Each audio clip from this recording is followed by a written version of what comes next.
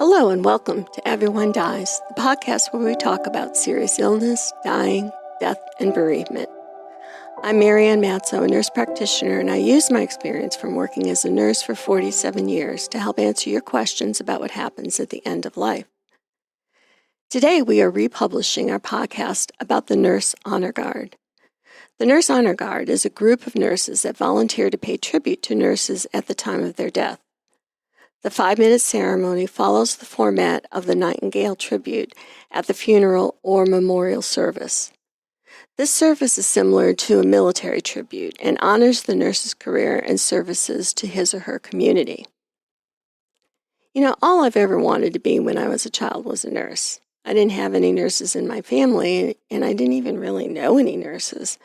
But for some reason that really I can't name, I knew that being a nurse was what I was meant to do. At the time, my mother told me that being a nurse would be good because I would have something to fall back on. I honestly didn't have any idea what she was talking about. In my head, I was going to be a nurse, I was going to work as a nurse, and I was much older before I figured out that she was talking about having something to fall back on if my husband couldn't support me. And honestly, I thought that was a really outdated idea. I graduated from my nursing program in 1978 and continued to work in nursing. I've had a great career in nursing, and I've never regretted the rigor required to get and keep my nursing license. In 1978, we still wore the white uniform, the starch hat, and wrote our nursing notes by hand and gave back rubs to people before they went to sleep. And none of those things are done anymore. I was scrolling around social media recently and found the following anonymous essay. It struck home to me, so I thought I would read it to you. Nobody ever asked me which hospital I trained at. They just wanted to know if their mother would make it through the night. My name is Ruth. I'm 72 years old, and I was a nurse for nearly 5 decades. I don't have a wall full of diplomas. No one ever invited me to speak at a business conference. But I've held the hands of thousands of strangers while their hearts were breaking. And I can tell you this, not once did it matter what college I went to. What mattered was whether I showed up, whether I stayed, and whether I cared. I remember a school career day a few years back. Everyone else wore suits, doctors, lawyers, an investment guy with a laser pointer. I went in my old white shoes and a badge that still smelled faintly of antiseptic. When it was my turn, I told the kids, I'm not here to impress you with titles. I'm here to tell you what it feels like to be the only one awake at 3 a.m., listening to the beep of a monitor while a family prays for one more heartbeat. I'm here to tell you what it's like to sit in a dim hallway with a cup of bad coffee, knowing you're the only one to tell a daughter her father didn't make it. And I'm here to tell you about the miracles, the little ones, like when a child finally takes a breath on their own after weeks on a ventilator. That's nursing. It's not glamorous, but it's real. The kids lead in. They ask questions nobody ever asked the lawyer. Did you get scared? Do people die in your arms? Do you cry? Yes, yes, and yes. After class, a quiet girl came up to me. She whispered, My mom cleans houses. People act like that's nothing. But she says she takes care of families in her own way. I bent down and told her, Your mom's right. Taking care of people is never nothing. It's everything. That's what people forget. Nurses, janitors, caregivers, plumbers, electricians, we don't always get the headlines. But the world doesn't turn without us. We're the ones who show up in the messy moments, the moments where titles and prestige mean nothing and compassion means everything. We've created a culture where success is measured in degrees and corner offices. But the truth is, when your child spikes a fever at midnight, and when your grandfather falls, when the power goes out in a blizzard, it's not the resume that saves you. It's the people who have spent their lives in the trenches, keeping the lights on, keeping the oxygen flowing, keeping hope alive. Last winter, one of those students, now a grown young man, wrote me a letter. He said, "I'm in nursing school because of you. I thought people like me weren't smart enough. But you showed me that being present, being steady, and being kind, that's what matters." I sat at my kitchen table with that letter and cried, because that's it. That's the whole point. So here's my plea. The next time you meet a teenager, don't ask, "Where are you going to college?" Ask them, "Who do you want to help?" And if they say, "I want to be a nurse," or "I want to take care of people," don't just nod politely. Tell them you're proud. Tell them the world needs them, because it does. And when the night is long and the machines keep beeping, you'll be glad someone like them decided to show up. This podcast does not provide medical nor legal advice. Please listen to the complete disclosure at the end of the recording. Hello, possums, and welcome to Everyone Dies, the podcast where we talk about serious illness, dying, death, and bereavement. I'm Marianne Matzo, a nurse practitioner, and I use my experience from working as a nurse for 45 years to help answer your questions about what happens at the end of life. And I'm Charlie Navarrete, an actor in New York City, and here to offer an every-person viewpoint to our podcast.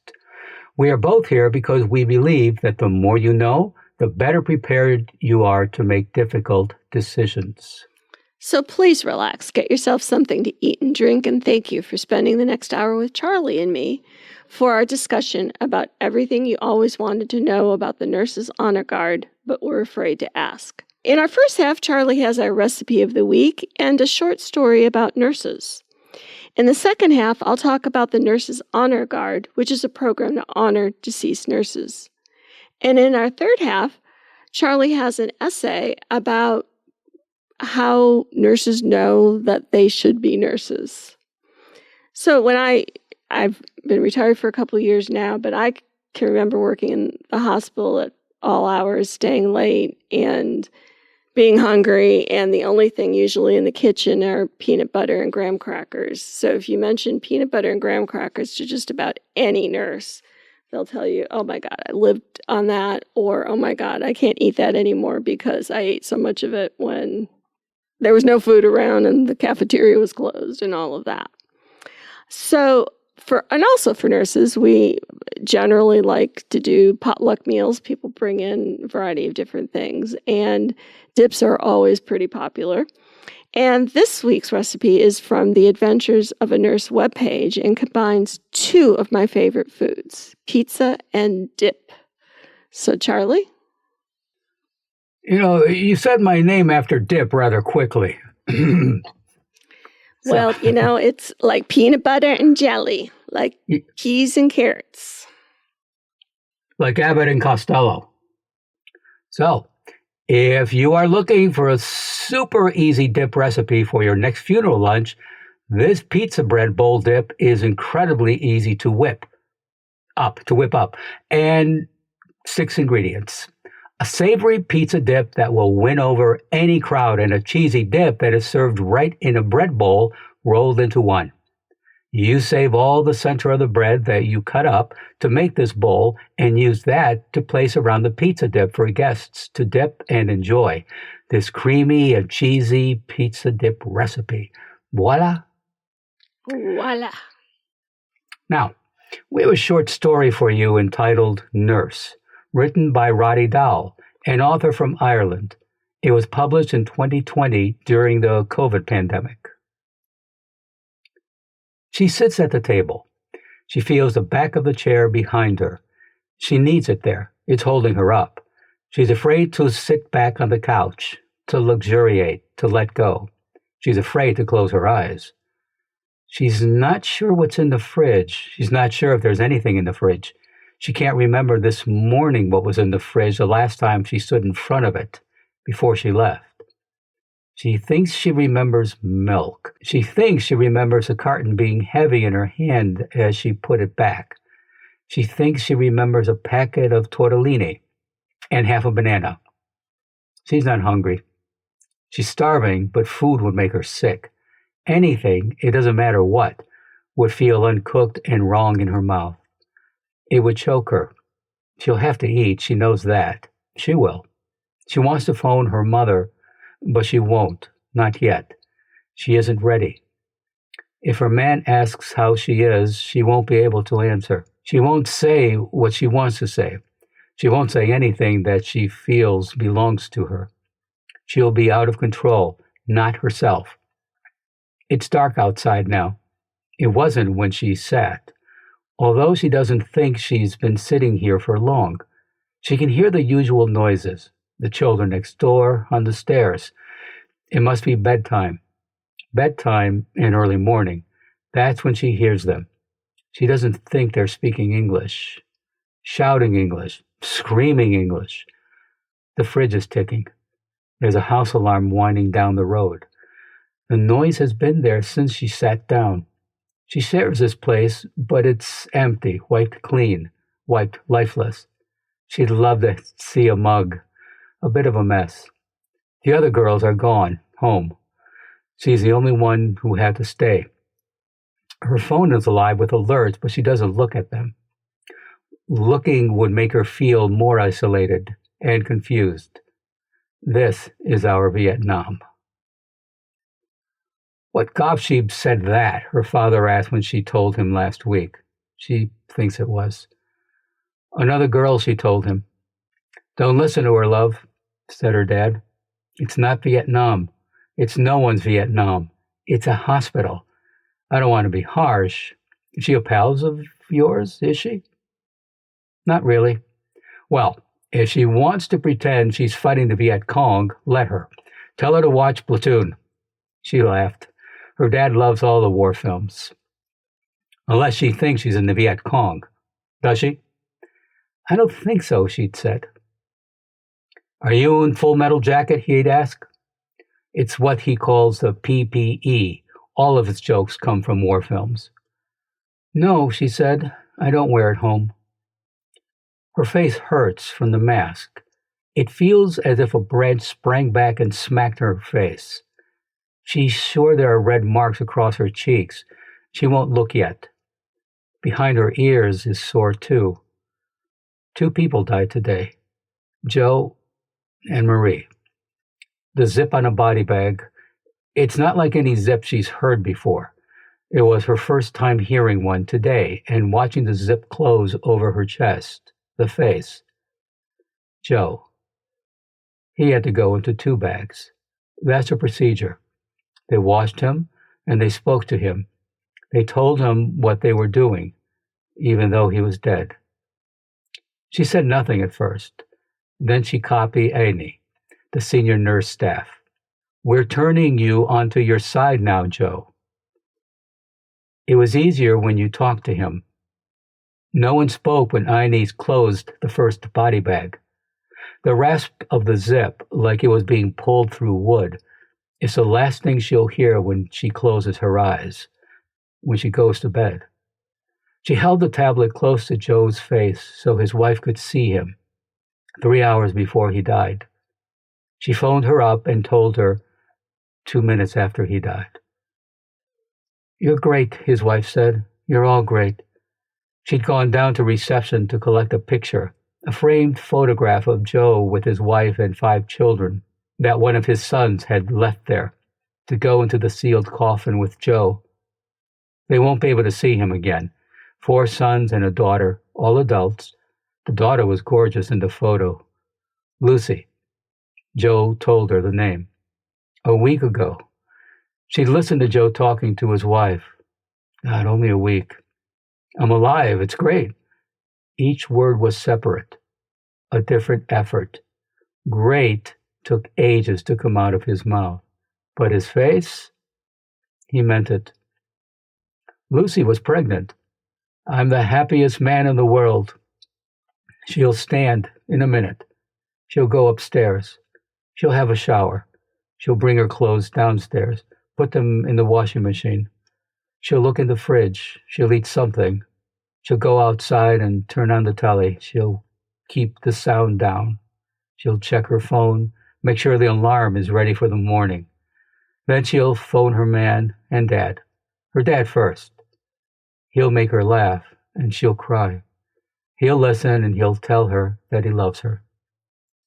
It's kind of hard to remember those days of COVID, thankfully, but that's what we were going through. Yeah. Please go to our webpage for this week's recipe of pizza bread bowl dip, plus additional resources for this program. Your tax-deductible donations are always welcome so that we can continue to offer you quality programming. Thank you in advance for making your donation at www.everyonedies.org. That's dies.org. Marianne? Thanks, Charlie. This week I'm telling you about the Nurses Honor Guard, and I'm not telling you about it for any other reason other than I think that if you have a nurse in your family and you don't know about the Honor Guard, that you should. That it's a wonderful ceremony to offer a nurse at her wake or at her funeral. So I'd like you to know about it and talk with the nurse in your family and see if he or she wants that included as part of their, funeral planning. Now, Charlie, my first exposure to the Nurses Honor Guard was probably about 20 years ago when a colleague of mine died. The Honor Guard in their capes and white nursing hats arrived for the ceremony to honor their deceased sister and called all the nurses in the church to join them in laying a white rose on the casket. It was really touching and something I knew that my friend would have loved. And just for the record, for my kids and husband, I'd like that too. So, we're not generally focusing on one profession, but I really just want you to know about the Honor Guard. And the Honor Guard recognizes men and women who have dedicated their professional lives to nursing and to pay respect to them at their funeral. The Honor Guard is usually a nonprofit. It's an all-volunteer group that will, upon request, attend nurses' funerals to celebrate nurses' lives and their dedication to their caregiving careers. Working, semi-retired, and retired nurses are Honor Guard members. Families request their presence at the wake and/or funeral where the nurse is paid tribute, similar in nature to a military tribute, and then officially release the nurse from their nursing duties. The Honor Guard wears a white uniform with a navy cape, and the ceremony starts with a brief introduction in which they say, "Nursing is a calling, a lifestyle, a way of living." Nurses here today honor, let's say, Mary and her life as a nurse. Mary is not remembered by her years as a nurse, but only by the difference she made during those years by stepping into people's lives, by special moments. Then they read a poem written by Dwayne Wager called "She Was There." When a calming, quiet presence was all that was needed, she was there. In the excitement and miracle of birth or the mystery and loss of life, she was there. When a silent glance could lift a patient, family member, or friend, she was there. And those times when the unexplainable needed to be explained, she was there. When the situated demanded a swift foot and a sharp mind, she was there. When a gentle touch, a firm push, or an encouraging word was needed, she was there. In choosing the best one from a family's thank you box of chocolates, she was there.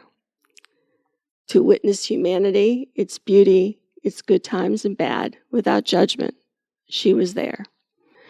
To embrace the woes of the world willingly and offer hope, she was there. And now that it is time to be at the greater one's side, she is there. So then they do a rose ceremony, and where they say, we'll use Mary again. Mary, we honor you on this day and give you a white rose to symbolize our honor and appreciation for being our colleague. Then they have what they call as a call of duty, calling the nurse 3 times and ringing a triangle bell each time and then saying, we officially release you of your nursing duties. Now, during the ceremony, a Nightingale lamp has been burning, and it's at this point that they will blow that out and give it to the family member with condolences. So think about the nurses that you've known in your family or when you or someone else has been sick. Nurses have been called angels for what we're willing to do, and there always seems to be the story about the nurse from hell that is perceived not to have met the patient's or the family's needs. Yet where would we be without nurses? USA Today reported in May that the United States nursing shortage worsened during the COVID-19 pandemic. About 3 in 10 registered nurses says they were likely to leave their careers due to the pandemic, according to a 2023 survey of registered nurses by AMN Healthcare, a staffing company. Another report by the National Council of State Boards of Nursing found about 200,000 registered nurses left the profession since 2020. More than 600,000 intend to leave by 2027 because of stress, burnout, and retirement. They're quitting, and they're overworked, and they're underpaid, and they don't feel like they get respect. Unfortunately, these reasons have not changed in the 45 years that I've been a nurse. But back when I started in nursing, even though I think we thought we were radicals, we were still good girls and did as we were told and went above and beyond and stayed late and came early because it was a calling. And in talking with younger nurses now, they don't talk about it as a calling. They talk about it as a job.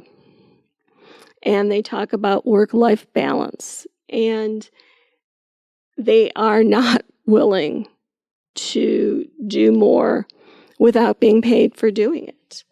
And it's a change that I see in the attitude, but maybe that's the change that we need in order to change the culture and change the pay scale and change the things that make nurses want to leave the profession. Nurses are your line of defense for medical errors. They are there to answer your questions, to comfort you, make sure your symptoms are managed, and to place their cool hand on your fevered brow. When a gentle touch, a firm push, or an encouraging word are needed, our nurses are there to witness humanity, its beauty, in good times and bad, without judgment. Our nurses are there to embrace the woes of the world willingly and offer hope. Our nurses are there. Honor the nurses who care for you. Thank the ones that you know. And when they die, please arrange for the Nursing Honor Guard tribute. So in our third half, Johnson & Johnson has given a lot of money to support nursing and nursing education. And they did an essay contest, I don't know if it was a contest or not, asking nurses to write the night I learned what it meant to be a nurse. And you can Google those, and we have the reference in the show notes where you can look and read about the things that nurses do. So Charlie, what do you think it is to be a nurse?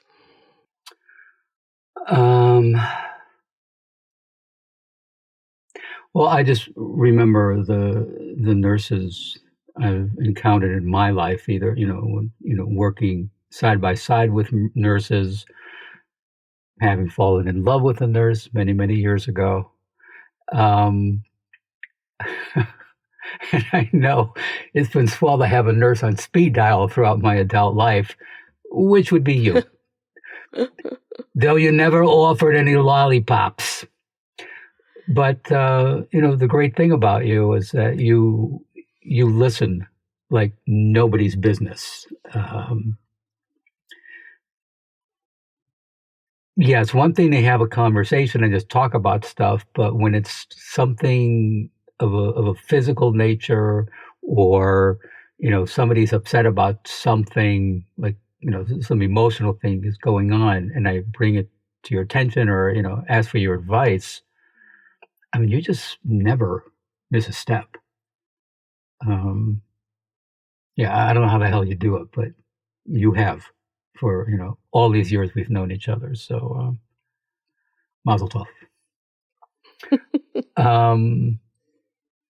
Yeah, and and the other thing too, is just sometimes, again, just about listening, like you said about a calling.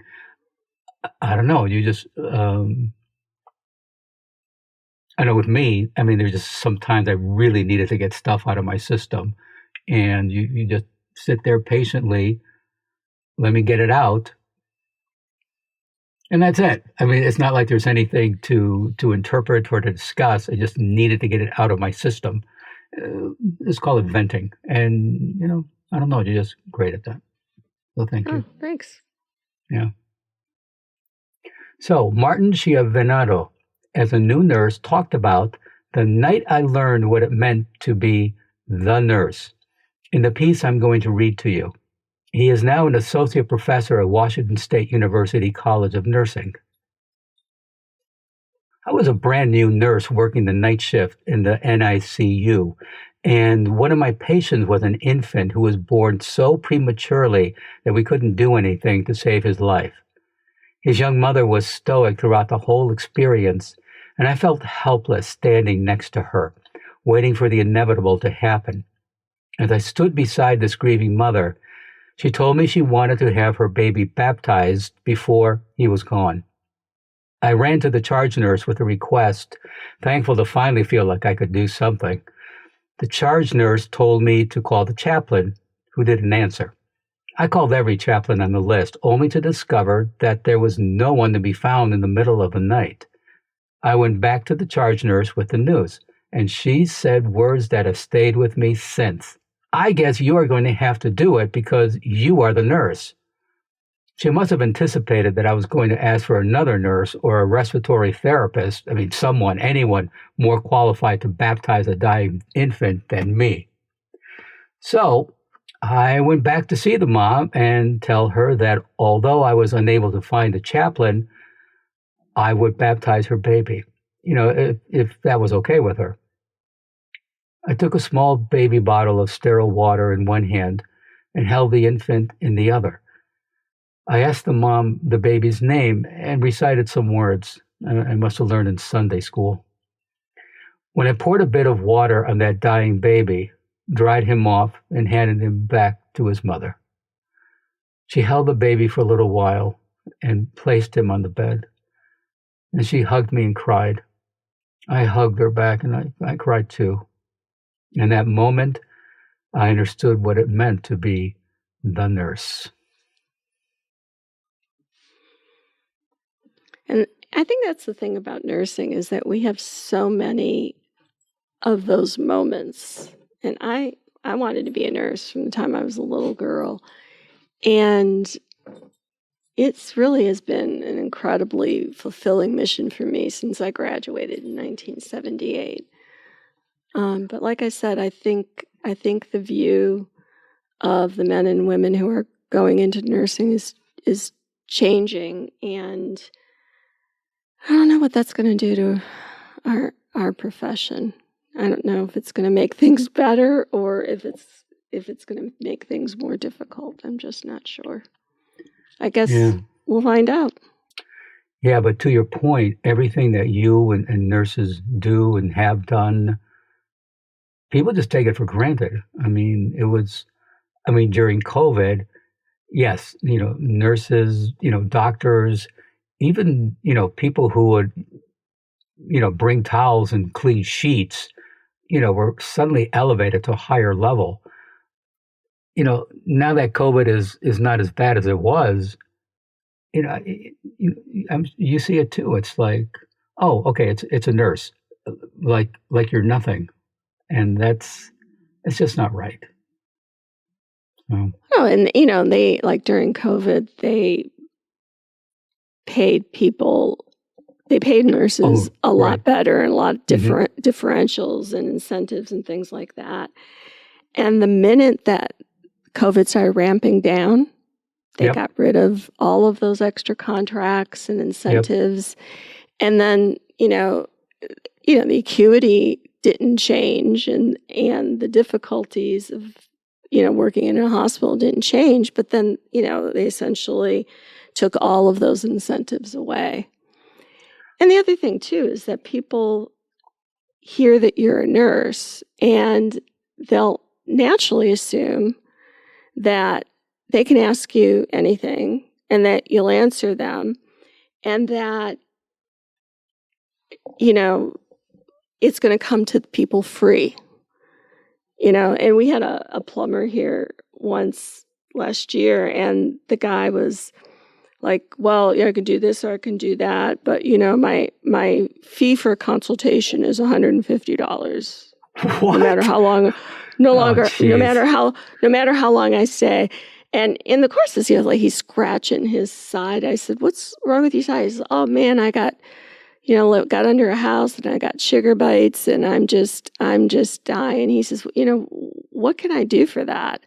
So I kind of went through it with him, and I said, and afterwards I said to him, and my usual rate for consultation is $150, so you can take your consultation rate off of my bill. And he just laughed, and my husband just laughed, and I thought, why is that funny? I just used my experience to help you. So did he take away the fee? No. Son of a bitch. He just thought I was being funny. It's like, well, maybe I was being funny, but not really. Yeah. And to your point, I remember, when COVID was at its worst, and nurses finally, many nurses, would be traveling. They would leave their families behind because they were making great money traveling on the road. And then people started to become critical. It's like, how could a nurse charge so much? This is not fair. People are in need. But to your point, people are always in need, and just take it for granted that a nurse will be there and that's it. Nurses are not properly compensated. I mean, and it's one thing to be a nurse in New York City. It is different if you're in some rural part of the country, or even in a smaller city. Tell me about that. Yeah, Marianne, in case you don't know, like in Oklahoma. I mean, it's just not right. Well, the thing is that the way that they do billing in hospitals is that they don't take out there's not a charge for nursing services. We're just lumped in with the laundry and the food bill. You get a separate bill for your anesthesiologist. You get a separate bill for your doctor's care. Oh, geez. But there is no they don't cost out. So here's what it is for the nurse. And so since we're lumped in with all those basic services, I think a big part of it is how they bill or how they account for those services. But God forbid, you'll hear people say, "Oh, I was ringing the call bell for an hour and nobody came." Well, nobody came because they staff in such a way that there aren't enough nurses there to come. And then, nurses were known for, like I said, we'd eat, graham crackers and peanut butter because, we missed the point where the cafeteria was open. Right. Yeah. And nurses are known for like never going to the bathroom because, like we don't have time to go pee. So we hold it and hold it and hold it. And but it's honest to God true. It's honest to God true.